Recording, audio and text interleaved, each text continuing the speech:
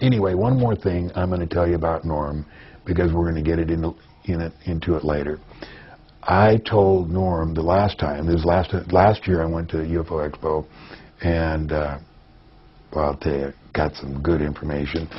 But anyway, I went to see Norm, and he's not well, and he's had several surgeries, and I expect any day to hear that he's passed away. He's 87, and I said, Norm, I said, I'm thinking that the airplanes that crashed into the World Trade Center were holographs. And he said, John, you're probably right, and here's why. He said, just before I retired, I was driving down on the Bayshore Freeway to Sunnyvale, and he said I had a friend in the right seat of the car, and he says, like it was about 8 o'clock in the morning, maybe 8:15. He said, we're driving south, and we saw this shadow, and we looked up, and here, he says, it wasn't a 747, but it was a huge 4-engine airplane. It wasn't 200 feet above us. And he said, we looked out and looked at this thing, and he said, of course, we're 20 miles from San Jose, and 30 miles from San Francisco. There's no possible way an airplane could, legitimately be flying right there. And he says, we watched it for about 10 seconds, and it went just like you turned a light bulb out.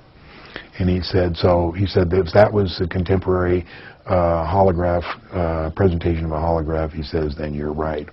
And, the holographic technology is so far advanced that people just wouldn't believe it. But the other day I had a lady here that was helping Marilee on a casting program. Actually, she hired Marilee. She was from New York.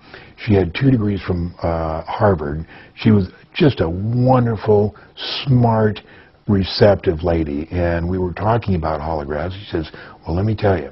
He said, about 5 years ago, I was invited with about 15 other television executives into a private showing in Hollywood. And there was a little auditorium. It wasn't very big. It could seat like maybe 30 people. And the presentation was called The Future of Television. And she said, I don't remember whether Steven Spielberg was there, but, everybody else was. And she said it was, brightly lit. And there was a stage and a podium on the stage.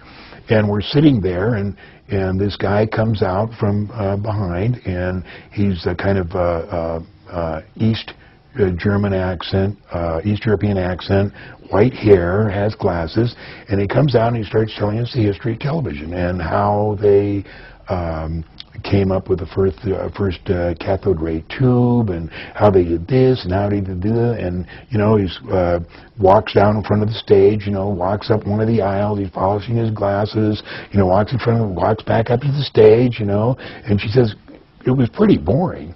She says after about 20 minutes he wraps it up with something, and that's the history of television. He puts his glasses on, and just like a light. He disappeared? He was a hologram? Yeah. And wow. That was 7 years ago. So that's what television is coming to, is you won't have a screen. Right. You'll just turn it on, and it'll be happening right there. It's right there.